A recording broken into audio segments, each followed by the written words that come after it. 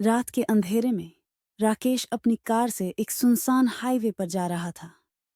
वह देर रात का समय था और दूर दूर तक कोई भी गाड़ी नहीं दिख रही थी। आसमान में काले बादल छाए हुए थे और बीच बीच में बिजली कड़क रही थी। राकेश को शहर पहुंचने की जल्दी थी, इसीलिए वह तेजी से गाड़ी चला रहा था। कुछ ही देर में उसे सड़क के किनारे एक औरत खड़ी दिखाई दी। वह सफेद साड़ी पहने हुए थी और उसकी आंखों में अजीब सी चमक थी।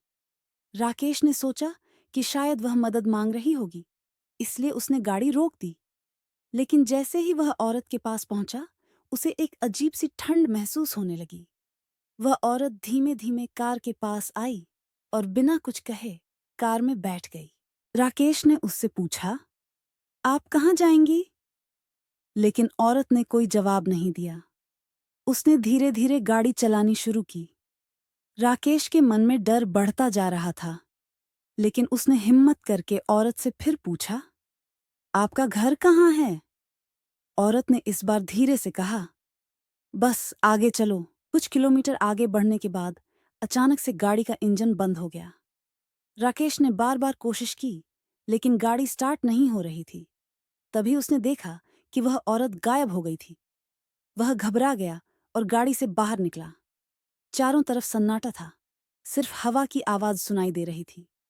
राकेश ने देखा कि जिस जगह वह खड़ा था, वहां एक पुराना और टूटा फूटा बोर्ड लगा था, जिस पर लिखा था, यहाँ पर 10 साल पहले एक औरत की मौत हो गई थी। वह आज भी मदद के लिए भटकती है।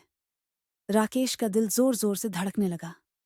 वह समझ गया कि वह किसी आम इंसान से नहीं, बल्कि एक भूत से मिला था। राकेश ने तुरंत अपने कदम पीछे खींचे और गाड़ी की ओर भागा। लेकिन जब उसने गाड़ी के अंदर देखा, तो उसके पैरों के नीचे से जमीन खिसक गई।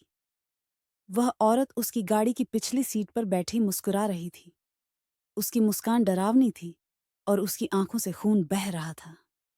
राकेश की चीखें सुनसान हाईवे पर गूंज उठीं, लेकिन उस रात कोई उसकी मदद के लिए नहीं आया। अगली सुबह लोगों ने सड़क के किनारे एक खाली गाड़ी पाई, लेकिन उसमें कोई भी नहीं था। कहते हैं कि उस दिन के बाद राकेश को कभी किसी ने नहीं देखा। लेकिन जो भी उस हाईवे से गुजरता है, उसे उस औरत की कहानी जरूर सुनाई देती है।